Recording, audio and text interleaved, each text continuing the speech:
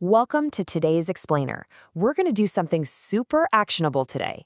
We are taking Simon Sinek's massive concept from his best-selling book, Start With Why, and turning it from a broad leadership philosophy into a literal toolkit for your team meetings.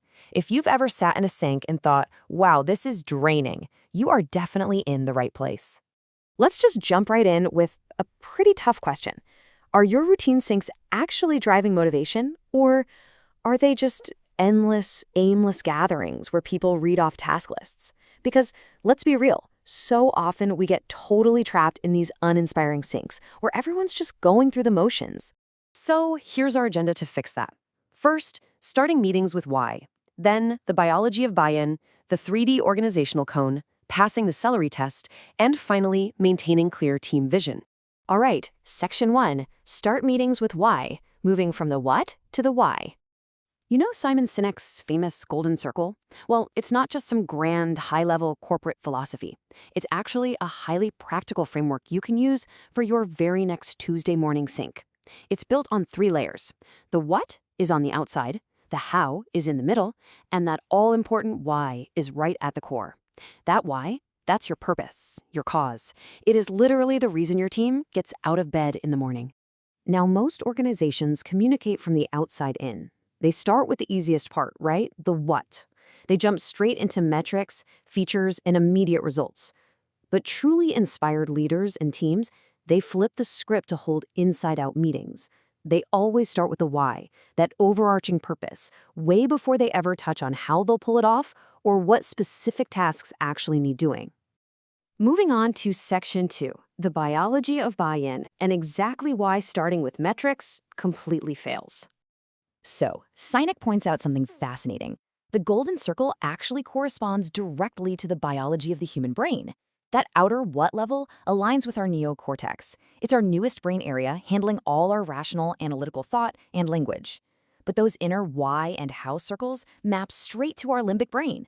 Now, this older section doesn't process language at all, but it completely controls our feelings, stuff like trust and loyalty, and crucially, all human behavior and decision-making. Think about it. If you kick off a meeting with raw data and tasks, you're only talking to the rational neocortex. You are completely missing the limbic brain, which is where real, genuine buy-in actually happens. And here is the kicker. When your team feels a decision is just right in their gut during a heated debate, they aren't actually feeling it in their stomach. No way. They're relying on their limbic brain reacting to a crystal clear why. If you want your team making swift, incredibly confident decisions, you've got to give them that emotional context first. You absolutely have to start the meeting by activating that limbic brain. Okay, section 3, the 3D organizational cone. Let's break down exactly who does what in your meetings. Imagine taking that flat golden circle and pulling it up into 3 dimensions. It instantly transforms into a cone, or, as Sinek likes to call it, a megaphone. And this shape perfectly represents an inherently hierarchical, organized system. It literally mirrors how a highly effective team should operate. You can map this megaphone directly onto your team structure during a sync. The person at the top, the leader of the meeting, has one crucial job: provide the overarching why in the first 5 minutes, set the tone and the purpose. The next level down, that's your senior executives or managers. They take that why and figure out the how, the guiding principles and strategies.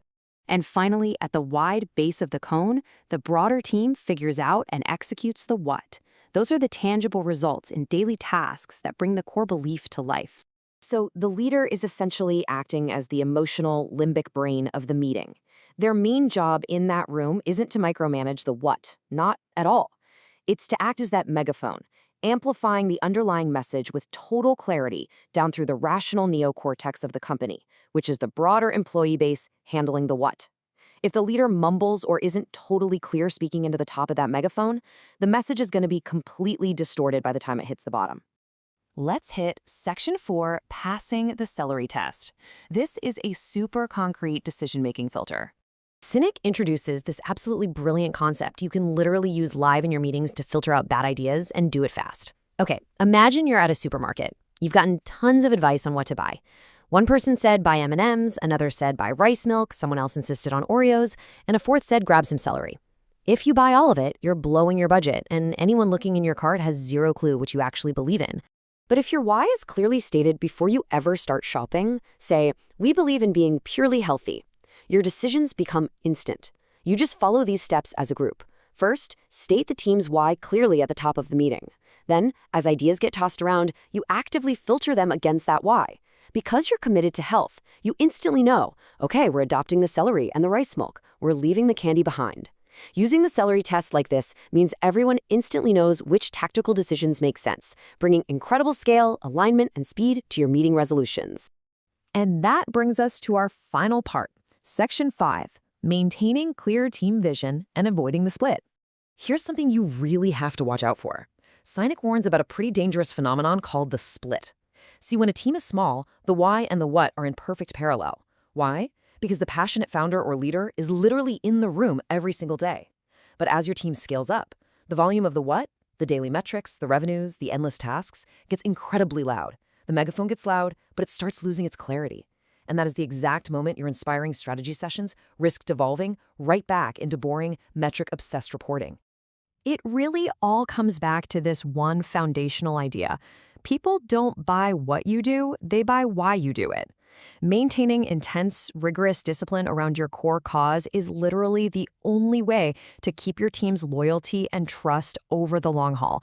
You have to constantly remind everyone exactly why the organization exists in the first place. If you don't, well, you'll be forced to compete, even internally, for your own team's attention on just basic commodities and task lists. So, as we wrap up today's explainer, I want to leave you with a thought to really challenge you before you hit send on your very next calendar invite. Before you list out the tasks, the agenda items, and the metrics, ask yourself, what is the underlying belief we are actually trying to advance in this room today? Because if you start with that, you aren't just having a meeting, you're sparking a movement.